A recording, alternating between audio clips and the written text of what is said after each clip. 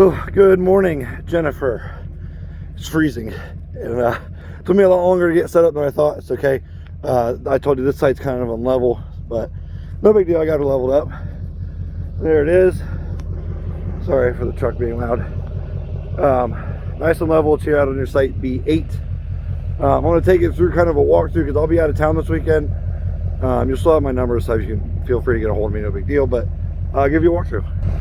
So up here you've got some storage. There are some camp chairs up there, fire starter log, whatever you need. You know, if you guys want to hang out outside, or if not, that's cool too. We'll get here in a second. You do have tinted windows with blackout shades in front of them. You cannot see in there at all. Here you have what's called a camp kitchen. Oops. This is your camp kitchen. So that is a grill that attaches back here if you want it, fridge, and you got a sink, and then a spare countertop. Pretty cool. Now, if you want to, nope, that's not what I wanted to say. Sorry, it's early. Forgive me. Your water and your power are hooked up. You don't have any sewer out here. That's okay. The water is hooked up, but it is off.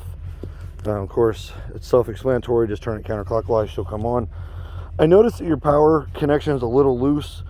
So in case you lose power, you'll know if you've got power. These two lights will be on, indicating that it's green, but it was turning off this morning. So just keep an eye on it. That's a problem with obviously the campground and not the camper. Stabilizer jacks are down. There's your leveling blocks, your power. This is your furnace outlet. Just make sure you keep your hands away from that. If you see this dripping, this is your drain to your refrigerator. It's completely fine if it's dripping. In fact, it's supposed to do that for condensation. Fresh water connection, you don't need to worry about that. That's if you're boondocking. And this is just more storage space in the camper. No big deal there. You have two propane tanks, two 30-gallon propane tanks. And they are here. They turn on just like a regular barbecue grill. And this is how you're going to get your heat this weekend. So if you need your heat, crank those puppies on, and then I'll show you what to do inside. You do have a lighted awning and outdoor speakers. The awning pulls out about 15 feet, and it's lit the whole length of the camper. So you can have some lights at night if you're walking around. Now, you're welcome to wear shoes. I don't wear shoes inside any of my RVs because I spend so much time cleaning them. I do ask that when you're done, you just kind of sweep it out. There's a broom in here. Okay, main power switch. There we go.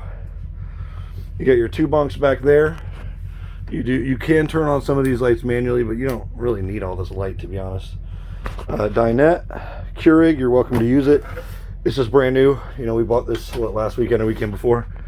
Pots, pans. Looks like there's a blender in there. My wife stocks them. Okay, so let's talk about the furnace real quick. Here's your awning controls and your light for your awning, which, as you can see, runs the entire length. Okay, so your furnace. When you turn your propane on, you've got your selector lever down here on where to set it. Okay, and there's no numbers. You kind of just got to gauge it. However, I'm going to leave this off just for now because I don't want anything sparking or igniting while you're not here. When you want to use the furnace, you just give it a good push, and then you hear the furnace come on. Now, it's obviously not going to light because I turned the propane off, but it will be off. It is kind of hard to push. It's brand new. It's okay. You're not going to break it. Don't worry about it. Bunks, you've got LEDs in the lights in each bunk. Nothing to really know about there. They're bunks. Okay, you've got a full-size shower.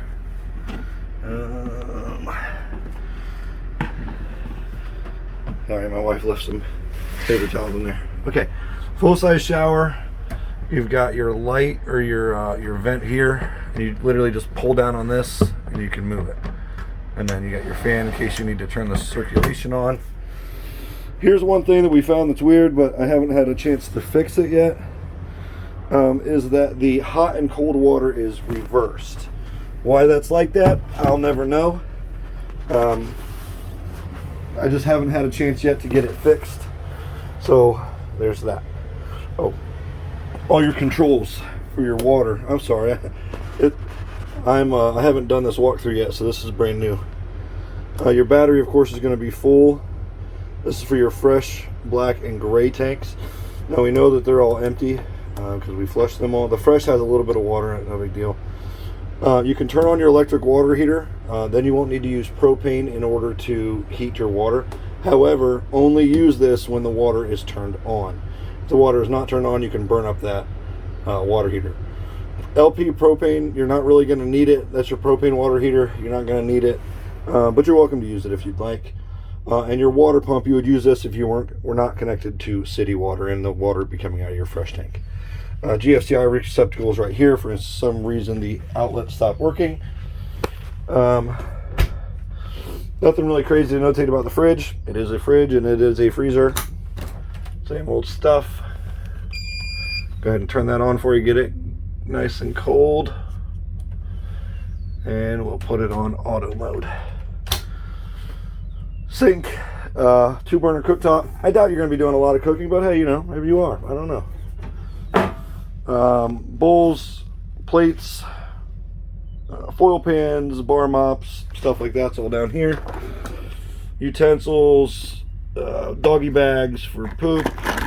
You know, it's all here. I'm a guy, don't make me explain that. That's like my wife trying to explain car tools. Cleaning supplies, like I said, I don't ask that you detail, I just ask that you make sure everything's kind of cleaned up and the floors aren't nasty when you leave. You have some storage space here with some hangers. Up here is your Swiffer and my daughter's cell phone. Fantastic. There's the broom and a Swiffer. Just run them over the floor when you leave.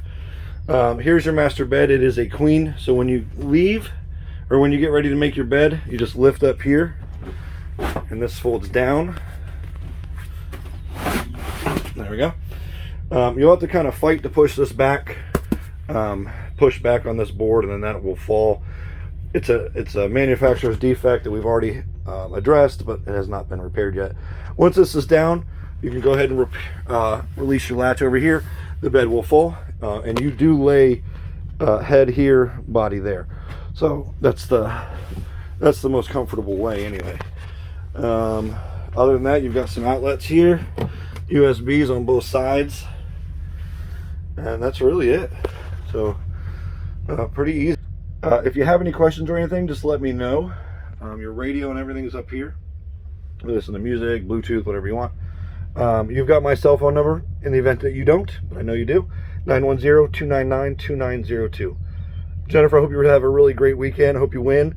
And yeah, I hope you guys stay again. It's a pleasure having you guys. Have a good weekend.